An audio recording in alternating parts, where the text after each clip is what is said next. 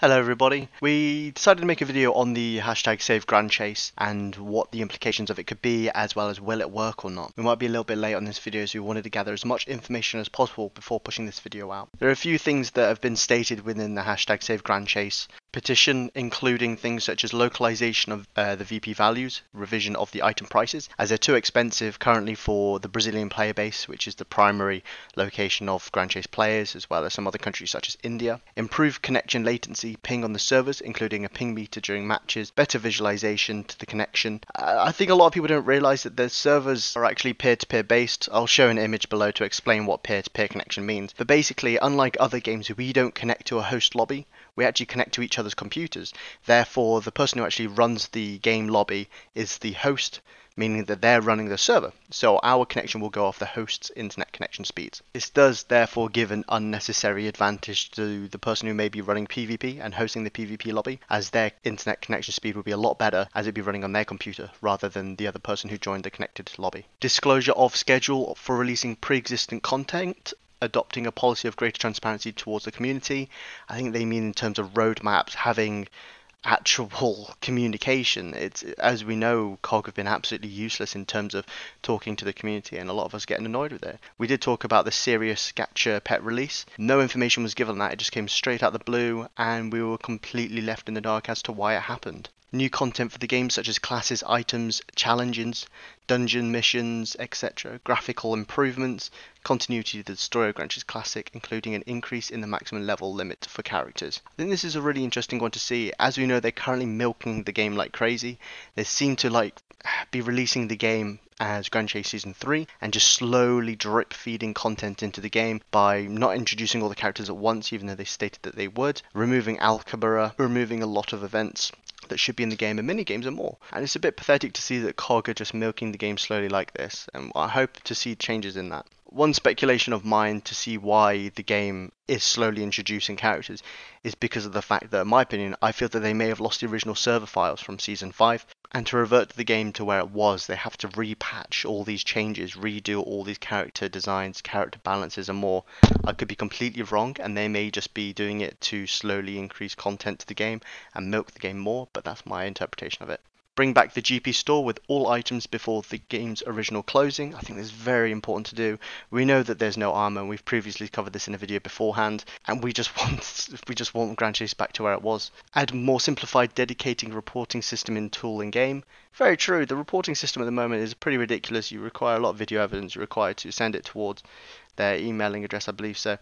Whereas having some sort of a better improved in-game report system, whether it be for hacking or for bugs, exploitations, for improvements or ideas, it could be really good to see. We'd love to have a proper open forum where we can discuss these ideas and know that COG are checking through them, whether they just give us a simple tick that they've read it or they've had moderators read over it and comment on it or more. Price review of items in store and a review of the current conditions to obtain points on the daily. As we know that we only gain 500 points daily. It takes 2 days to be able to get 1,000, which allows us to go for event tickets on Nightmare Circus, for Angry Bosses and more.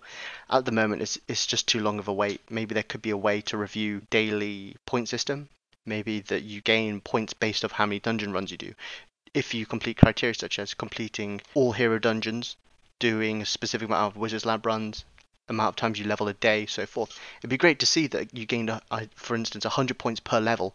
So if you got to level 85, you'd get 8,500 points. If you completed just logging in for 30 minutes, you get 500 by doing your daily hero dungeon runs for Crucible and for Sanctum of Destruction. By both completing them, maybe you gain another 500, and it'd be great to actually have an opportunity to buy items in the point store, as they're just way over the top expensive and they're just inaffordable at the moment. You have to wait around about 24 days to be able to afford a semi-decent accessory, for instance. The last point that they did state here was rebalancing of the characters and an explanation of why fundamental abilities in PvE, such as a dodge, are missing from characters. We would like to know the reasoning behind these actions, but then again, this is just talking about communication between the community and COG itself, something that's just not coming around, so we just love to wait and see. And their final statement is, we'd like to say that the game is extremely loved in Brazil, as we've practically filled up 10 servers at the game's launch. We really want to support Grand Chase and KG this comeback, but it's been extremely difficult under the current conditions. and that's very true. It has been very tiresome for a lot of the community members, as well as Brazil being the majority player base. I do understand why they're doing this stance of stopping playing the game for 2 weeks. However, although they may be the largest part of the community, they're not necessarily the ones that are funding the game. If we look at people that are funding the game, it's primarily Asian and Americans. This could be completely wrong, and please do not assume that I'm 100% knowledgeable on this. I'm just going off the data that I've gathered by asking a lot of people and taking surveys. So maybe this boycott could work, it may not work. I've heard that it's been working with Elsword before in the past, so maybe by reducing the player count, player base, I will show a Steam charts now to show you if it's dipped or not, as well as the possibility of where it could go down to. So could Save the Grand Chase work? In my opinion, yes and no.